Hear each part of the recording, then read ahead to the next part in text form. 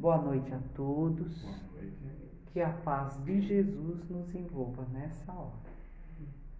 Vamos agora esquecer um pouco dos nossos problemas. Vamos dedicar esse momento para a nossa ligação com a espiritualidade maior. Então vamos fechar os nossos olhos e vamos pensar em Jesus, o nosso divino amigo. Mestre bondoso, aqui estamos mais uma vez, os seus irmãozinhos, pequeninos da terra, reunidos em seu nome, para mais uma noite de aprendizado. Te pedimos, Jesus, que nos abençoe o propósito do aprendizado, que nos ilumine a mente, o coração, de maneira a assimilarmos melhor as lições de hoje. Nós te agradecemos, Jesus, pelo seu Evangelho, pelo Consolador, pelo seu amor, pela sua dedicação. Obrigada, Mestre, por não desistir de nós, apesar da nossa teimosia, da nossa rebeldia. Obrigado por insistir na nossa redenção. Obrigada, Mestre. Por favor, continue conosco, nos guiando, nos mostrando sempre o caminho a seguir. Que a sua mão amiga seja sempre o nosso arrimo, a nossa sustentação. Obrigada, Jesus querido. Abençoa-nos e guarda-nos contigo hoje e sempre. Que assim seja, graças a Deus. Bem, das riquezas que Deus nos emprestou, uma existe que não conseguimos armazenar. Esse tesouro é o tempo. Então hoje nós vamos falar do tempo, a bênção do tempo. André Luiz, no livro Sol nas Almas, ele nos diz o seguinte: o tempo é crédito permanentemente aberto pelo Criador na instituição da eternidade da vida e dos mundos para todas as criaturas. Olha só que lindo isso, né? E Emmanuel, no seu Livro da Esperança, nos diz o seguinte: Deus é a força do tempo, tanto quanto o tempo é força de Deus. Nas páginas do tempo se manifesta mais claramente a voz de Deus. Olha aí. Então, pensar no tempo é algo assim fascinante. Porque na nossa limitada visão terrena, é difícil divisar a importância, né, do tempo, a sua dimensão, vamos dizer assim, né? É difícil para nós. Porque o tempo, ele nos confunde, não é verdade? O tempo nos confunde. Ainda mais depois que Einstein, explicando a relatividade, né, nos disse que se dois irmãos gêmeos, um fosse mandado para o espaço e o outro ficasse aqui, o que foi para o espaço permanecesse lá por algum tempo, né? E quando esse que foi ao espaço retornasse, ele iria encontrar o seu irmão gêmeo mais velho, E ele estaria do mesmo jeito de quando foi para o espaço. Olha, isso já nos deixaria confuso. Por quê? Porque o tempo ele é relativo, né? O tempo ele não é uma realidade absoluta, ele é relativo, né? Por isso, Allan Kardec, no livro A Gênese, ele nos fala o seguinte, no capítulo 6, no item 2 de A Gênese, ele diz: o tempo é apenas uma medida relativa que marca a sucessão das coisas transitórias. Do ponto de vista que devemos colocar os estudos, o tempo é uma gota d'água que cai de uma nuvem no mar, cuja queda é medida. Olha aí, né?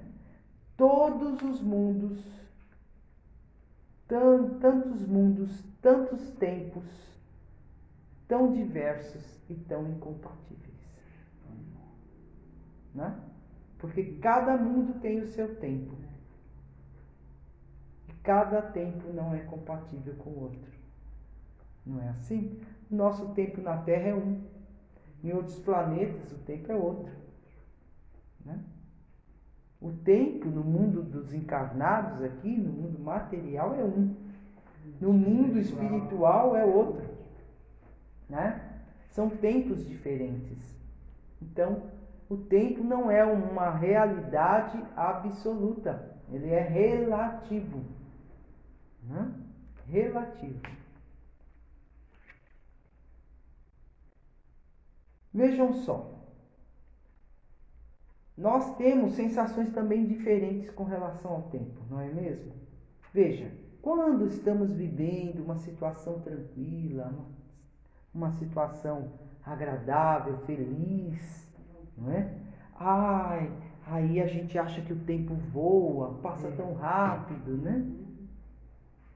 E, ao contrário, quando nós estamos vivendo um momento difícil, de sofrimento, de dificuldade, de dor, de enfermidade, aí o tempo parece que não passa. O tempo parece que não anda, ele se arrasta. Os ponteiros do relógio parece que estão parados, né? Então nós temos esta impressão, né? Porque nós ainda temos os nossos tesouros nas coisas terrenas. Então, nós temos o tempo como o quê? Como um adversário. A gente acha que o tempo não é nosso amigo, que o tempo não é a nosso favor. Ele é um adversário. Por quê? Porque a impressão que nós temos é que, diante dos nossos apegos às coisas do mundo material, nós temos a sensação e a impressão que o tempo vai nos tirando tudo. Não é assim? O tempo vai levando embora a nossa juventude, não é mesmo? Ele vai levando embora a nossa beleza física, a nossa agilidade, a nossa saúde, vai levando embora a nossa vitalidade e até os nossos entes queridos. Não é assim? De maneira que a gente pensa que o tempo, ele é nosso inimigo. Mas é preciso compreender a transcendência do tempo, entender o seu senso de eternidade. Por quê? Só dessa maneira nós vamos compreender que o tempo é nosso aliado, né?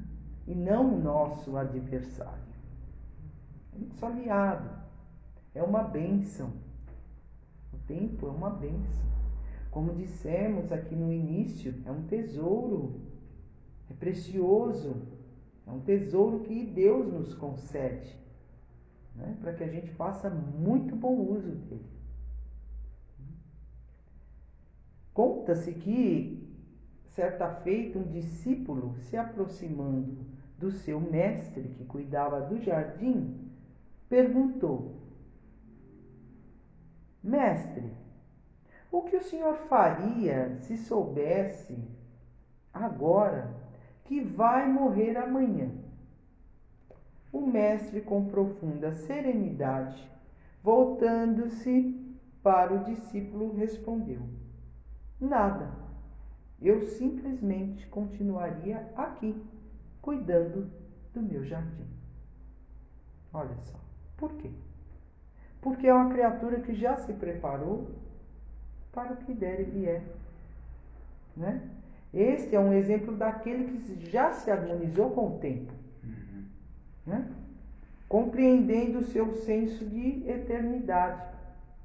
Ele já está pronto para o chamado de Deus. Qualquer momento pode me chamar, eu estou pronto, né? E isso nos falta, mas não deveria faltar.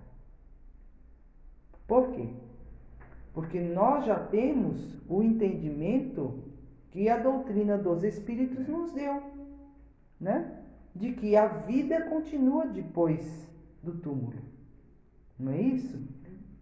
A doutrina dos Espíritos nos dá esse entendimento, nos despertando para o sentido exato do tempo, como sendo uma concessão de Deus. Um empréstimo ou um contrato, né? Entre nós e a vida para a execução de determinadas experiências que precisamos, né? Para a nossa evolução. Então, são experiências que vão se reverter em nosso benefício, porque vai nos fazer o quê? Crescer, evoluir. A vida é um constante ir e vir. Uma hora estamos aqui reencarnados no mundo físico, outra hora estamos no mundo dos espíritos desencarnados. Então é um constante ir e vir. Daqui do mundo físico para o mundo invisível, do mundo invisível para o mundo físico. Nascemos e renascemos várias vezes, encarnando, reencarnando, tantas vezes quantas forem necessárias para chegarmos à perfeição, né? Que é a destinação de todos nós, filhos do nosso Pai do céu. Mesmo? E é esse entendimento de vida eterna que nós devemos ter.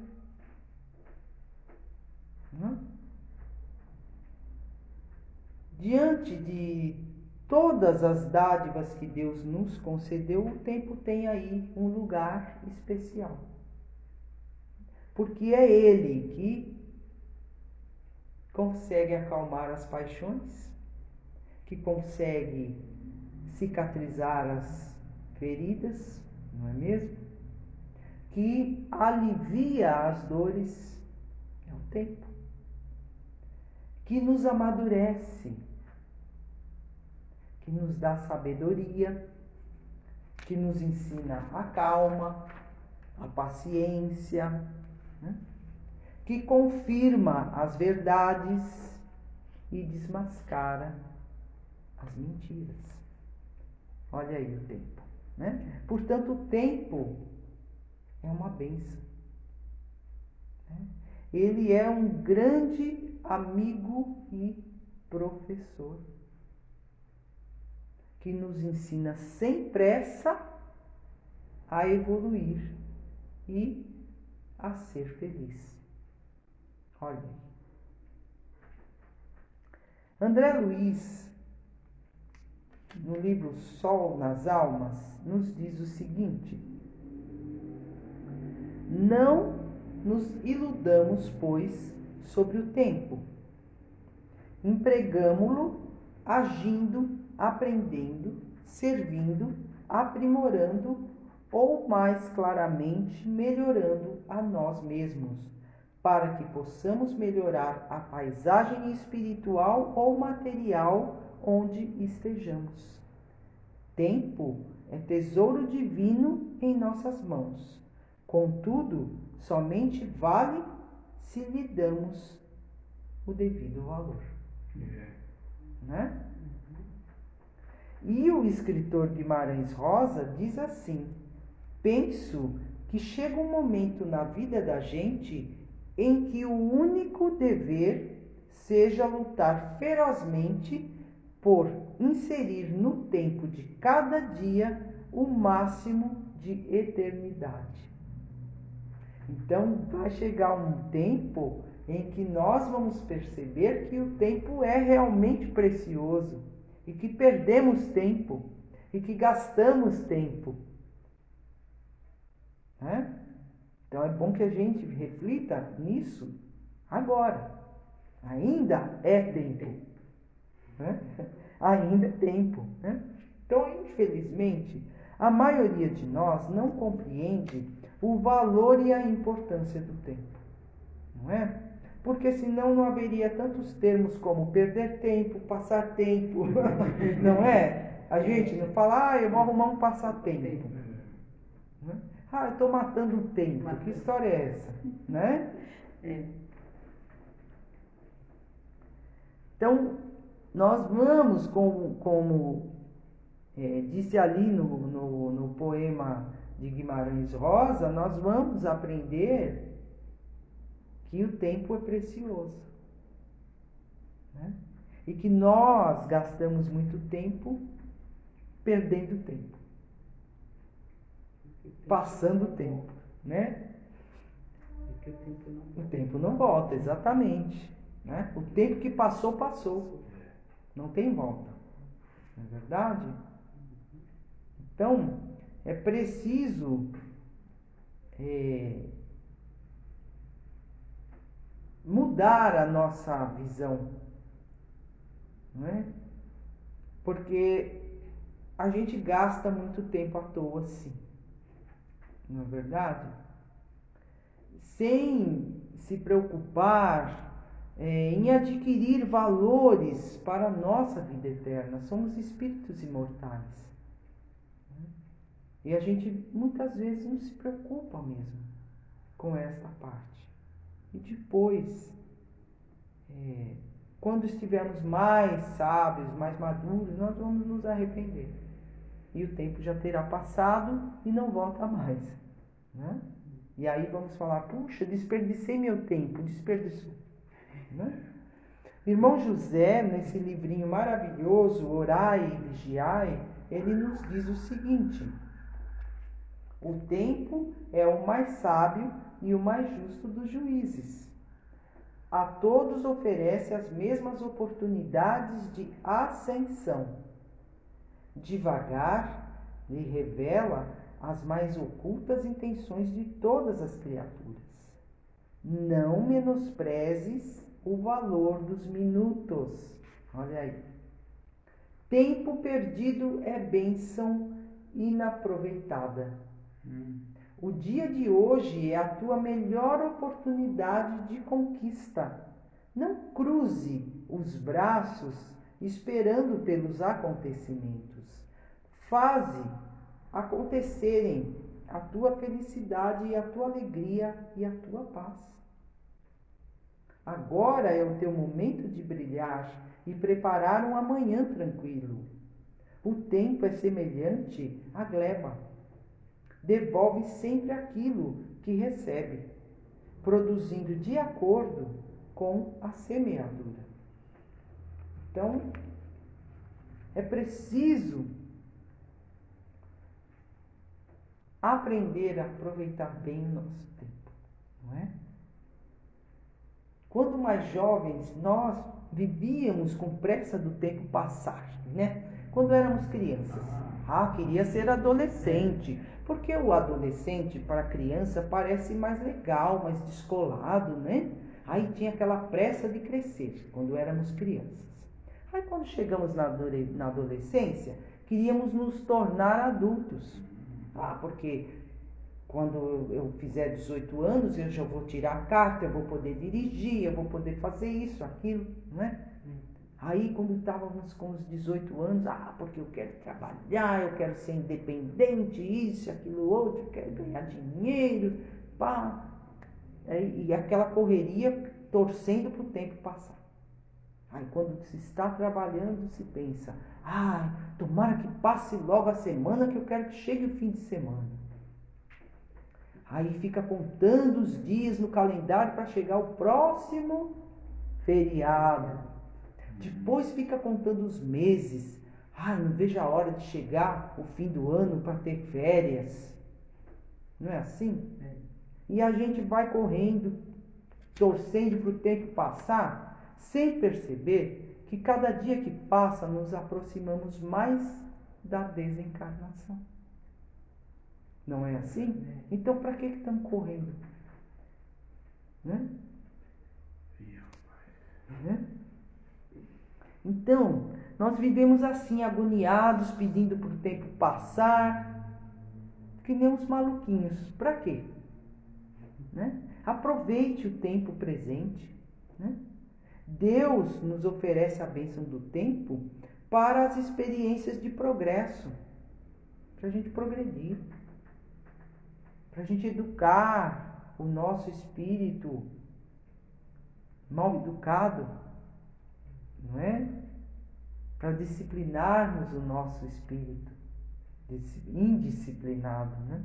Para nós sermos melhores amanhã, bem melhores do que estamos hoje e do que fomos ontem. Para isso que Deus nos dá o tempo. É o tempo que nos carregará através das várias encarnações rumo à nossa destinação, que é a perfeição. Portanto, saibamos fazer bom uso do nosso tempo, esse tesouro que Deus nos concedeu. Porque dia virá em que teremos que prestar conta do tempo que recebemos. Laurindo Rabelo, no seu soneto O Tempo, nos diz algo muito curioso. Veja só. Deus pede estrita conta do meu tempo. É forçoso do tempo já dar conta. Mas como dar sem tempo tanta conta? Eu que gastei sem conta tanto tempo. Para ter minha conta feita a tempo, dado-me foi bem tempo, e nada fiz. Não quis, sobrando tempo, fazer conta. Quero hoje fazer conta e falta tempo.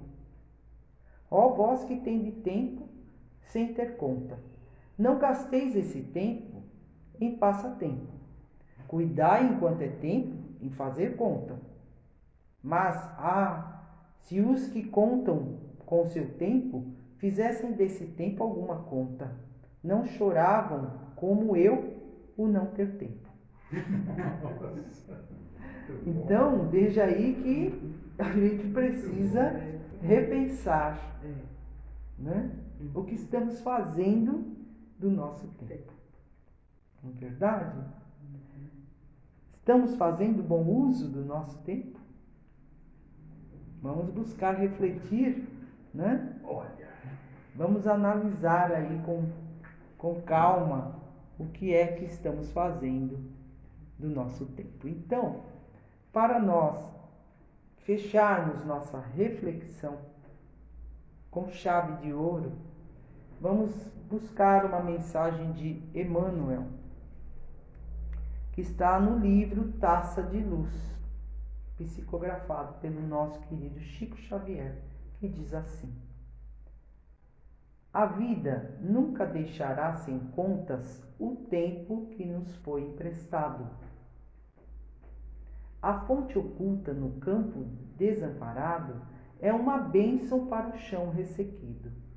A árvore é doadora constante de utilidades e benefícios. A abelha pequenina fabrica mel que alivia o doente. nos estábulos e nos redis, há milhões de vidas inferiores extinguindo-se em dádivas permanentes ao conforto da humanidade, produzindo leite e lã para que povos inteiros se alimentem, se agasalhem e se desenvolvam. Nós, que desfrutamos a riqueza do tempo, que fazemos de bem? Dia chegará em que a divindade se dirigirá a nós indagando: que fizestes da sublime oportunidade de criar o bem? Que fizeste dos recursos variados que a vida te deu? Que fizestes do tempo? O tempo é para ser usado para a construção do reino de Deus em nós. Então, pensemos nisso. Muita paz a todos.